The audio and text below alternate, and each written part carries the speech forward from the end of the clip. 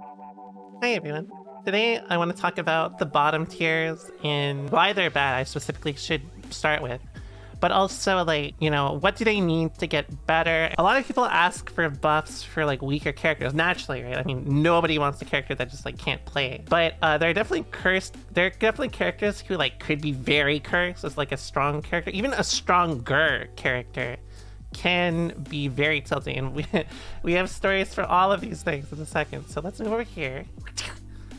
So this is Faust. I'm sure you've basically Faust in Strive has the advantage of, he's got item. Thing has always been item, but his other thing has always been his stability and his buttons. So historically, strong mid-range buttons are pretty rare in older Guilty Gears. It's really rare to have a strong mid-range character. I know that's really weird talking about like that sort of thing with Strive right now, but that's how it was back then. Basically, good anti-airs and good buttons were really, really rare. Specifically, Faust had one of the best XPs in the game. Now it's kind of like a shadow of its former self, but like, that's like a system change other than like a Faust specific change. A lot of the changes in the game didn't favor him from like the system system point of view. Just to like compare old Faust, I'm not even gonna compare AC. AC Faust to modern Faust is not even worth considering. And even then, Exert Faust had jackpot items, which were essentially, there was a chance you just get a really good item. But here's basically the main problem between older Faust and newer Faust, and specifically why he does not stand out as much. Basically, Jackpot Faust items were all buffs to items that were always almost entirely beneficial to him. There were only a few things that could have kind of stopped him, like Jump Pad could sometimes like mess up some things, same with Black Hole. Helium is like a joke item pretty much, and like that's kind of it. Food was like the other thing that was not great for him, but everything else is like just great, and the jackpot items only made them better, right? Now this may seem kind of obvious, I guess, but the difference between his items specifically is one major reason why he's not as strong as he used to be. Meteors, for example, used to give you a very, very good neutral situation, or even better, it would fill up the entire screen if you got the jackpot item. Meteors in the current game don't really give you a ton outside of like, it's Guard Crush. If you have Afro on, it ignites it, and it's like really fast, so you can get like a mix-up. That's usually where Meteors is mostly used. And then besides that, like Mini Faust is probably the most useful item, right? Outside of Afro. Everything else is like, it's not hugely beneficial to him. Like if you compare like all the old items, they just directly benefit him, or at least like at worst, it's like neutral, right? Like it's like a net like neutral sort of situation. A lot of Faust items in this game, Bomb for example, old Bomb you could not knock away. Once he threw it out, it was there for good. Banana, kind of the same thing. Donut, kind of the same thing. Hammer just does a lot of damage, and that's pretty much it. Mini Faust is pretty good, but not a ton. Like Mini Faust's greatest strength is being able to kind of like being able to interrupt you and like make your opponent stop like doing whatever they want. It's not like risk in terms of damage, like what you get from it, it's not a lot, right? Same with like weight. And then Trumpet, like I mean, everyone knows how Trumpet is. No matter what you think of Trumpet, this move is kind of the thing that shows how different the balancing like idea or strategy is for Arxis now. Whereas Trumpet, if they pick it up from like when Faust throws it out, it is directly like negative. Like it's a detriment to him, right? Which again, didn't really exist before. Now, of course, old Faust could only throw one item. That's why food wasn't that great, because once you threw it out, you had to go pick it up, or you couldn't pick up an item, right? But in the new game, of course, he can throw as many items as he wants, which, it does matter. But the difference is, like, usually what this interaction means, or what the difference ends up leading into, is that he tends to throw a lot of items and overwhelms you with the items he gets from that, rather than before where it was like he'd throw an item and it'd be good and it would change everything, right? Now it's more like Faust has a little more time to kind of like, he's got to build up a little more to like kind of set up the same sort of threat and like strategy, which is a little iffy, because the problem with Faust, and why he's always good, by the way, I I told you I'd tell you why he's good.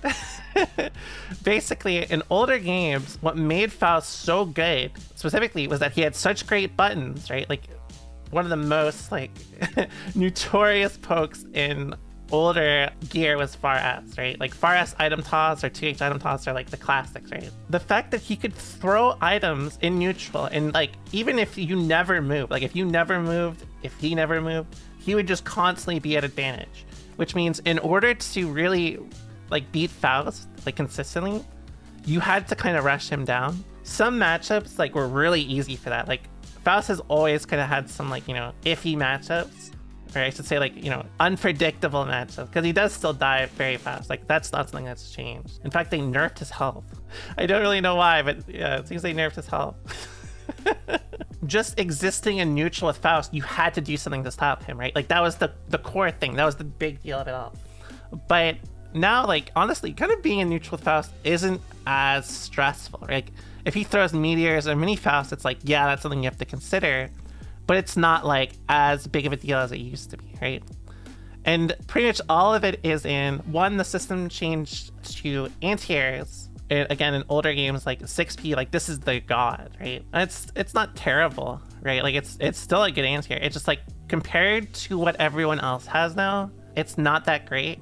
And especially one thing that Faust had that may kind of blow some people's minds is he actually did a lot of damage. A lot of his like basic combos did like a good chunk of damage with like even something as simple as like an air, like a 6P item toss combo, right? I forgot that this actually would trade in his favor, which is one of the reasons why it was so great. So like usually you jump in on him, you trade, and then he'd get a combo, and then it would do a lot of damage. Like it'd be like you like 180 or something, which is like a lot for specifically how you had to approach him, right? And you had like a bunch of other like gimmicky things. Here's his old command grab from older games, honestly.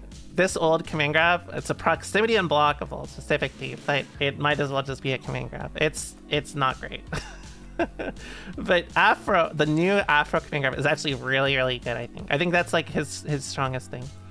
Most of the stuff was just like gimmicky. One of the things that, again, like he had so like, he didn't really need much more than great buttons. And another thing that also was a fact for Faust was jump 2K, right? Jump 2K here, one, it gave him mix-ups. He also had I think a 14 or 15 frame overhead that he could do like an instant overhead jump K. So he'd do like rising jump 2K, like FD cancel, right? Or sorry, they do a drill cancel is what I should be saying. So jump 2K was one of the moves that specifically did really, like it did a lot for Faust, to say the least. Basically, it was almost impossible to anti-air. It gave him pressure tools. It gave him good combos. Did I mention it? This actually enabled him to get a 14, I think 13 to 15 frame overhead with jump K by doing drill cancel into jump K. Basically, he was a pretty cursed character. Now, current Faust is not nearly as cursed. One, he doesn't do nearly as enough damage. Like he's lost a lot of his damage. A lot of his buttons aren't that great anymore. And even if they were like super intimidating, the problem with Faust currently is that even if the buttons are godlike, if there's no damage, then there's not much to consider. And that's why we're gonna get into that in a second with Anji. But basically, like most of his options don't lead to a ton of return, right? Like having bad risk reward in Strive is already terrible. Like it's already one of the worst things that you could basically have as a character. The game is built around risk reward, right? So Faust admittedly is not a risk reward character. In fact, he's the second option. A risk reward top tier character would be like, you know, think of like Leo, I guess. Leo is like a good example, right? Or like Release Soul. But I mean, Release Soul did everything great, so it doesn't. It's a little different. His thing is that he's more like Milia or like Zato. He gets a knockdown and then he kind of controls the situation after better than most characters, right? Like the post knockdown or neutral situation is really good for Faust, right? Controlling neutral is good because he gets to throw items. One, they mixed up one by making his items worse. They try to make his offense better with this, right? which is why I assume they buffed his command grab. But I don't think it's really... The change is good, but this is basically like where most of his damage is from, right? So it's not particularly like that great, because the situation is just like... His command grab is basically just like good for setting up a better situation that, you know, that you can go into. It's kind of similar to like, you know, Melia, any other kind of set play character. Except he doesn't really set play you. And on top of that, he still does kind of low damage compared to everyone else, even when the opponent has Afro on them. If this is like the greatest thing you've got going for you, that's a problem.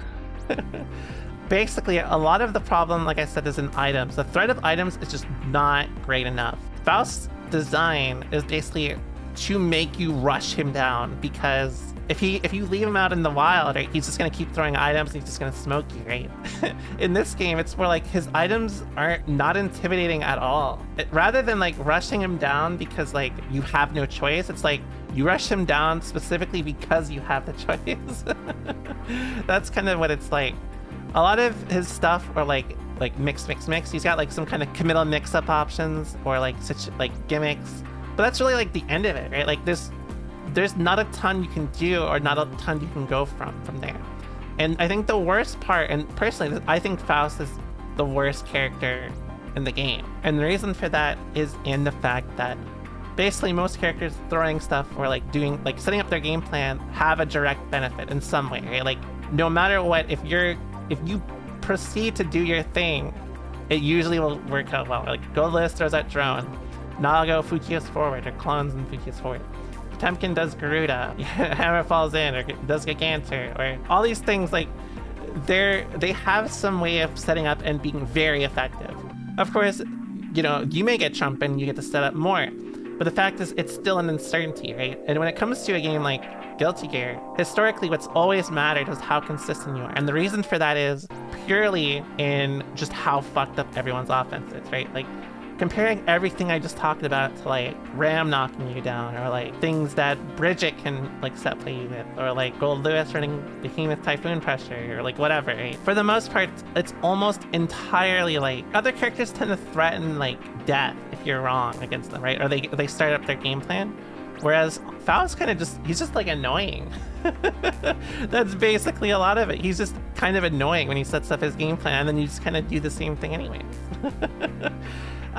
Faust does have some things that it's like still go for him. Like I think his air buttons are still pretty good, which was a standout thing in older games as well. A lot of it is unfortunately just buried in the fact that one, he doesn't fit super well with the system, because the system is definitely built more on being defensive and like being a little more preemptive to get better risk reward, right? Whereas like you don't really want to play like that with a Faust, and specifically you can't really in this game either.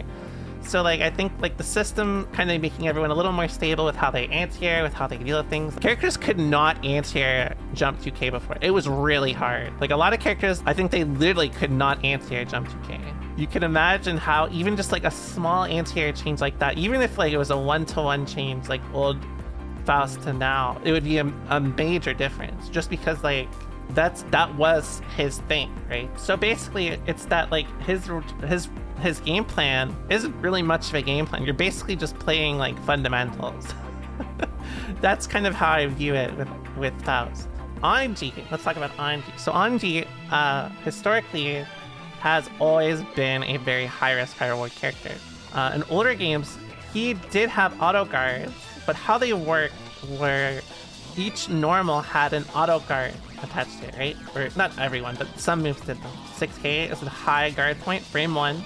People would like wake up with auto guards and shit like that, and like actually like try to gamble with you on wake up because they could, right? Which is why not a lot of people like playing against Anji. In this game, one, they killed all of his plus frames. Like just to like kind of emphasize this, Anji in old games had some fucking frame data. Like that's the only way. That's the only way I'm gonna describe it. He had some fucking frame data.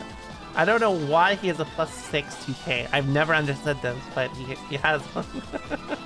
he has a +60K. A lot of Anji's approach though is very linearly in risk reward. Like it's blatantly just like you want to play around risk reward, and you force like rock paper scissors The problem, the problem with this though, is that one, auto guard is not nearly as much of a threat because it is 10 frames before it starts. So he's encouraged to gamble in a game, in a very high damage game, right? Like again, this isn't that dissimilar from how people would try to do these things on Wake Up, even in older games, right? Like you had a really good throw, you smoked Anji in older games, but like especially in this game, again, being wrong in older games, it could be really bad. Whereas like being wrong in this game is like you have to be very like you have to be super situationally caught, right? Like it's rare that you're ever going to be in a position where you get a perfect close slash punish on whatever they hit you with. If Anji guards a projectile, Anji goes to the 38 frame invulnerable animation, but the opponent does not suffer a 28 frame freeze. So this is already one thing where like if you have a projectile, you can bypass a lot of like how he wants to play neutral, right? Anji's thing, again, is being like a close range risk reward character. He does not have great mid-range options. In fact, he basically only has Fire Fusion, right? Or like, obviously he does have 2D as well. 2D is a great button. But most of his return is going to be Fire Fusion. So that means like, you know, gambling with things like Fujin and Spin are encouraged, right? Because like you want to get higher return. You can theoretically win a match just by doing Fire Fusion over and over again, but like, you know, it's not a good feeling doing it 9 times in a row and then like, you know, Soul like counter hits you with close slash and you die. So like in this situation, Anji's weakness is in one, his mechanic is also not super useful. There are probably some situations or matchups where it's great, but a lot of the time it's very easy to bypass if you have like even a decent projectile. And even if you can't bypass it, it's like being wrong on this isn't that terrible. Like as you can see, usually depending on how you like hit him, you may not get anything, right? Like most of the time it seems like even if you're like uncertain neutral and you're using things like space 2k, space 5k, like Anji can't do shit to you. He just like gets this like, you know, kind of scrambles and stuff like that, right? And obviously it does include the part about the projectile. His cancels and kind of his ways of threatening options isn't super great. His offense isn't terrible, it's just like his neutral is really, really bad. He's a risk reward character, so he's encouraged to gamble. But his neutral is bad, so he's encouraged to gamble just to get in, which means he's gambling to get in for a chance to start playing the game. Which in turn, like if you're like at layer 1 or like, you know, you're at the first step and it's like, okay, time to gamble, you're already in trouble and start. Now, of course, this is kind of like the thing that makes characters like Anji a problem. One, it's hard to always tell a character's strength like Anji, because it's always usually based around, you know, how good the top player is for them, basically. That's usually like one of the most common trends, right? It's like, how good is the best player at playing RPS? Because usually that's the best way of understanding how good the character is. It's purely based on like they give you the options to kind of like throw yourself at them and flail, and like kind of know when to back out and be a little safer, and they you know, they want you to play around with it. And a lot of people are very committal and kind of like they just kind of go in and die a lot. Unfortunately with Anji, but like you have to be very careful. Just because you can gamble doesn't mean you should, right? So it's like it's Anji, and characters like Anji are always really hard to talk about balance for. But I can give you a very simple way of making him good. You could make it so auto guard is so fast that they have to essentially be preemptive with their buttons to like consider, like they have to essentially be preemptive with the button is most safe consistently. So like let's say Anji is like so let's say 7 frames, even 7 frames startup compared to 10 would be gigantic, right? If they're doing shit like 2p in neutral or like 2k in neutral, just like check you and make sure like you never get anything beyond just like, you know, like a knockdown. If they even do get into it, right? Then that in turn gives you way more room to kind of play RPS around like the neutral. Lets you play around like, this is his whole game plan. Like you can enable so much in this just by adjusting the like startup. The problem is, one, I doubt that they'll actually do this. I sooner expect him to be reworked entirely than like for this startup to go down. And the reason for that is also obviously you could buff all of his follow-ups. Like you could buff. I just think like his buttons are too bad for what he does. His offense, again, is okay, but it's not great. But strike throw is not great, and his damage is also not super great off of certain situations with like super. He has like, I think, one of the lowest damaging supers in the game. Having a high damage super is really important in strat. It's actually much more important than I think most people expect because of the wall. You can always break the wall and do like a shit ton of damage with like something like 2D super or like anything like that. Or if you ever get to the point where like they're almost at a wall break and you need like 1 or 2 extra hits, like, you know, Faris 5H and they wall stick, having a high damage super is critical. Like, it could be the difference between like this, like Faris 5H super could do like 190 damage for like Anji, whereas for Soul it could do like 300 damage, right? And of course Soul is a bit of a special example, but like, you know, it's that way for a lot of characters. Like obviously Happy Chaos can do it, Baiken can obviously do it, Giovanna, Gold Lewis, right? Like a lot of characters can do that. So he's a risk reward character that doesn't even have like a good damaging return super, which like I think is very important for Stry. So like that's one thing. Oh yeah, that's also something that's relevant for Faust as well, because Faust super is not that great either. In fact, it was even worse last version, but typically most supers in the game are about 100 and then like 80 damage after, whereas you can see Anji's 6 hits of 15 and then 75. I think May's kind of fair, even though she is definitely a high damage character. She's definitely in the same sort of tier, right? Like, and obviously 190 as well. So like that's like the kind of numbers I think would be a lot better for Anji. Though actually, I don't know. 7 frames active is a bit different. This can be very close depending on the situation. Faris I think is pretty weak. At 11 frames, it's pretty lackluster for how his neutral is. I think Faris should be a little bit buffed as well. I think in general it should get a bit better of a button for jailing in the corner. He doesn't have a lot of great buttons. His 6P isn't great. His 6H is okay. I don't think super highly of it. Yeah, like a lot of it is just like, if you look at the characters themselves, and then you look at like the risk reward, how they try to force their game plan, like how they try to do it, what kind of damage they get, it's almost all like hugely like lower than everyone else. The only exception, of course, is Ko. Ko, right, of course, gives like a shit ton of damage in the corner, especially if you get Ko loops. But that's really it. Like mid-screen, you don't get a ton of damage. If you play against any character that corner carries you very well, that's also pretty bad. Usually in gear, the characters themselves aren't terrible on themselves, like by themselves. Like Anji and Faust by themselves are not terrible, right? Like they're not like the worst characters ever. But like when you start comparing them to like Happy Chaos or like Nago, or like when there are characters like Ram who, you know, outranges you and outdamages you consistently. There are characters at close range that outdamage you, who are safer. There are characters with better safety nets when you're wrong. There's not a ton of reason to actually play Anji currently, because like almost every way that he's like supposed to be played, another character plays better. You want to just like force RPS constantly, like you probably should just play Leo instead of Anji, right? If you really like playing close range, I mean, you might as well play someone like, you know, Soul or like Gold Lewis or like Baiken instead. Of course, if you just find them fun, that's all that matters to you. But like from a competitive standpoint, it's not looking great for Anji. Same with Faust. But the problem with these two characters is that they are very easy to buff, but very easy to make completely, and I mean extremely, unfun to play against, especially Anji. To kind of fix a lot of Anji's problems, it would be just by essentially brute forcing and making his moves better and like kind of like making his auto guard more reliable, so you have to consider it. If you have to always consider his auto guard though, most like strong Anji players are probably just gonna boil it like neutral down to literally only doing things like IAD, run at you, or like run up auto guard. Like, which I guess isn't that different from how Anji's played currently, but it would work like 3 times as much.